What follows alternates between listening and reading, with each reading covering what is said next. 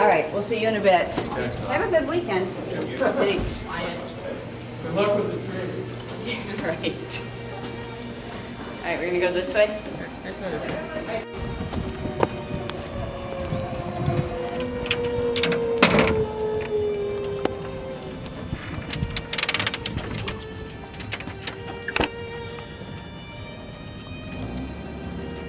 You good? Yep. It's all of those little things that you don't think about that has to be done. I don't know how to really articulate it, but it's how we define life. It's a different definition from what other people do, but it's how we define it, and we've kind of gotten into our groove. Again, by the grace of God, you just keep on going.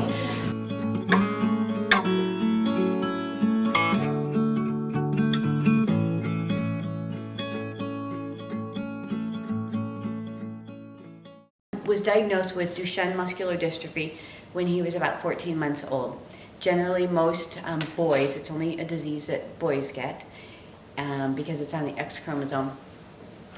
And he was diagnosed when he was 14 months old. He did walk. He walked until he was 10 years old. It's a disease where as you and I go about our day, our muscles get torn. And there's a protein called dystrophin that puts your muscles back together, and we don't even know it. The gene that Elliot is missing produces dystrophin, so he doesn't have any of that cement, if you will, that puts his muscles back together. There was a t-shirt he had once that said, "Wheels don't confine, they mobilize." In other words, when he was 10, he could barely walk.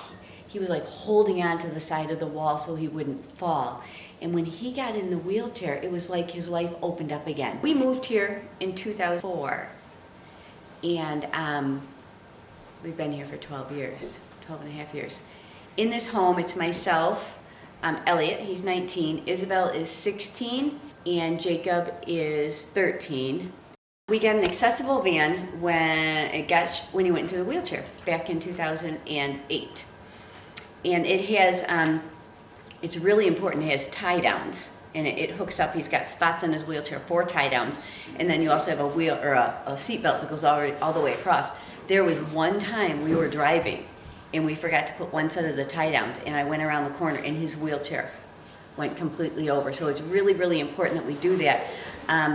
We all, in this family, we all work together. Generally one person's on one side of the van hooking up one of the tie downs. Some people are on the other side. Okay. The busiest time of our day, it's one of the busiest is when you're most tired. It's at nighttime. Elliot needs 100% of all his care at night. What we did, we took his vest off. These are the laterals. I'm going to leave those out for a few minutes. This comes out too. This like adjusts his wheelchair to different modes. He wears ankle foot orthotics just to help to prevent contractures as much as possible. So we have to take those off first. But now part of it is this foot Elliot injures, and it's very easy for him to get injured getting in and out of the wheelchair and bed. And his foot right now is real sore, so we have to be really super careful taking this off. The sides of the sling go up under his legs, and you crisscross those in front. Elliot's about 40 pounds more than I am. So we use a Hoyer lift, which is important. There's no way. For a long time I lifted him, and I started feeling the effects of it on my back, so now we have a lift. You have to land him. All right, are you ready? All right. So we just cover him up for privacy.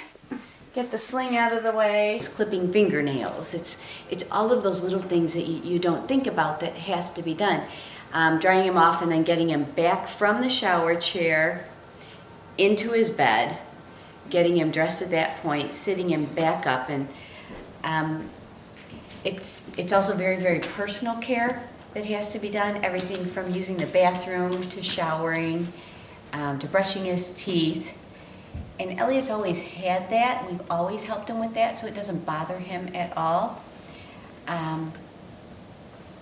But he still recognizes that it is very personal care, and try to respect his privacy as much as possible all the time. We try to be real light and joke around at different times, so that makes it easier as well, easier for all of us. Oh, you're fine. people wonder about, okay, how does he go to the bathroom? How do you do this? So when he just has to pee, then we just use this urinal here. He has one portable one in his backpack so that it's with him whenever. And we've kind of gotten it down to a drill, so it's not a big deal. The hardest thing for Elliot is, I think, when we're out in public and he's with me, he has to go into the ladies' room. Nighttime, it's different than most people's homes because it's not necessarily sitting and watching TV. It takes probably, if Elliot's showering, it takes a good hour and a half from beginning to end. There's a certain way that he likes to sleep. I've gotten used to turning him, but it does take, it's important that we protect our backs. What's that? Pull your leg back? Yep, I got it. Just a minute.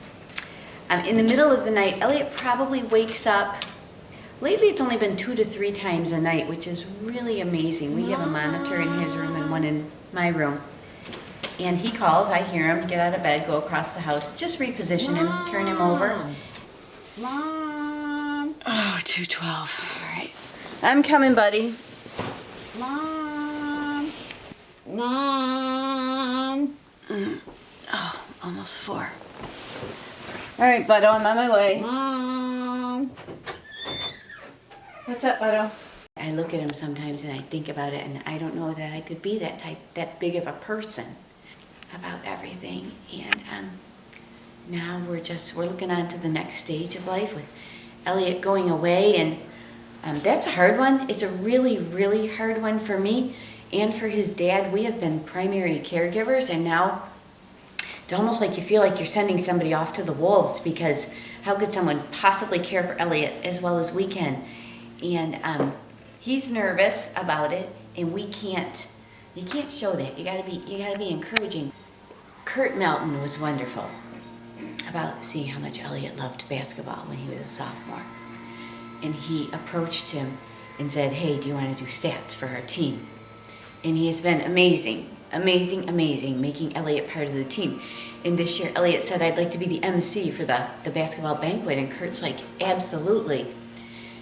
And it's the one thing that Elliot said out of everything in his life that if he could do when he goes to heaven, I want to play basketball.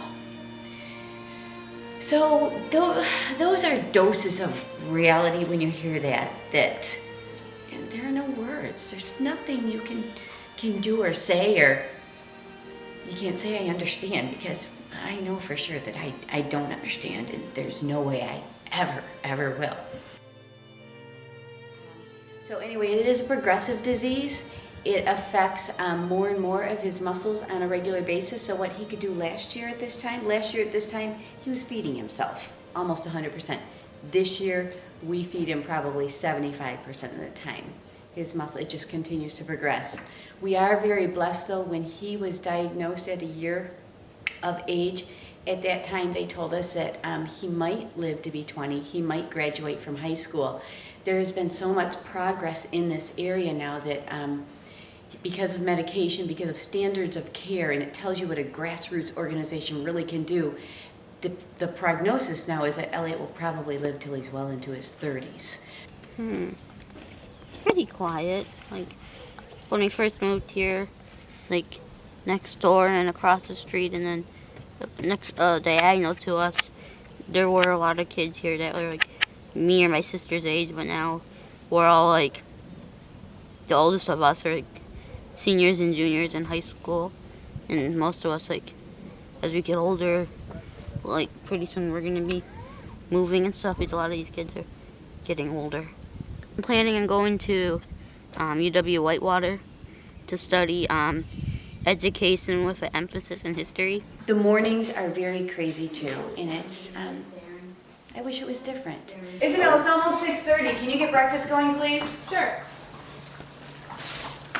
Hey Jake, how long are you gonna be? We gotta get rolling. As he comes out here, he parks there. I put his orthotics on while she's making that.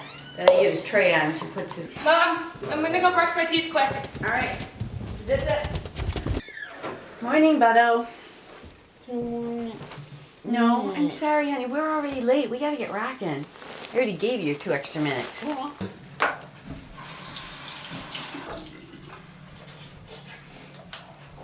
On the student design board games that we made. And Mr. Curl and game design with Mr. Curl. Oh yeah? You guys made games? Yeah. Really? Anything like Pandemic or No. Carcassonne? I know, it was fun. It's kind of hard to wrap my head around a class. We didn't have that when I was younger, a class being about games.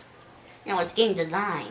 Although it would have been like those Parcheesi and maybe we would have had Monopoly. All right, time to rock and roll.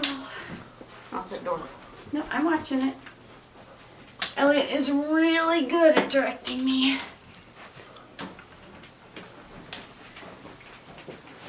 Can you make sure my foot is off the edge? I will make sure your foot is off Or the is edge. it already off the edge? It's already off the edge, but I will pay particular attention to that. Brush my teeth, get my jacket or hat on or whatever I need for outside, depending on the weather. Mm-hmm. And then we go to school. This? Yeah. And go ahead. Ready? So we do 4 sets of 5. It just forces air in and expands his lungs because he's not able to take those deep breaths himself. I'm Jacob. I'm Elliot's brother. I wake up. I usually snooze my alarm once or twice. Then I go and take a shower. How long is your shower? 20 minutes. I'm Isabel. I'm Elliot's sister. In the morning, I come upstairs and I start breakfast right away. Usually, sometimes Elliot's already in his room. He's getting ready, so I go in there. I ask him what he wants for breakfast. Lately, it's been a bagel and a smoothie. But then, later I'll go and I'll start the car in the morning. And then I'll get Elliot into the car. Sometimes I'll help him with his meds, depending what my mom's doing. All right, guys, come on. Car's started. We're running really behind, so we gotta wrap. Come on. Please dust my Are you tray done? off. I will dust your tray off. Come on. Mr. Particular here. All right. Good, good, good. Good, good, good. The Isabel and Jacob are amazing helping out. There are so many times when Elliot needs somebody. Can you scratch my eyebrow? Can you move my hand over to my joystick? I dropped my pencil. And then let me just. Jake, can you turn my headphones off? Where did you put my keys, Mother? Right on the table. Right on the table. Jake. I got it, Elliot.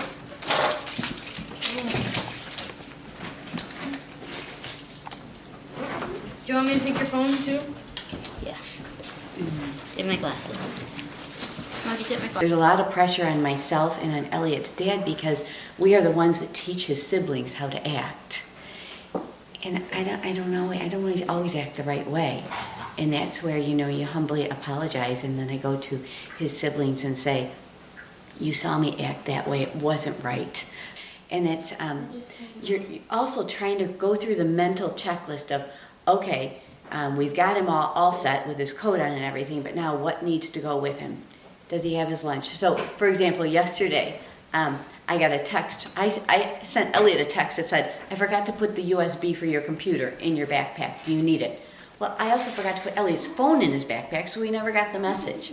So these are things that we do it every day, but you still forget some of the things. And it's what a regular student would remember.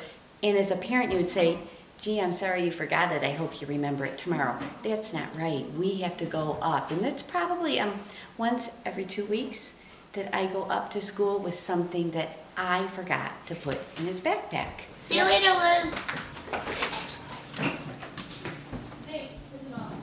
So he's the first generation that is actually going off to college, and that's what we're working on right now, is getting him ready for college and finding care, because he plans to go away. He'll be at Whitewater just like every other student. So that's very, very exciting for him as well as for us.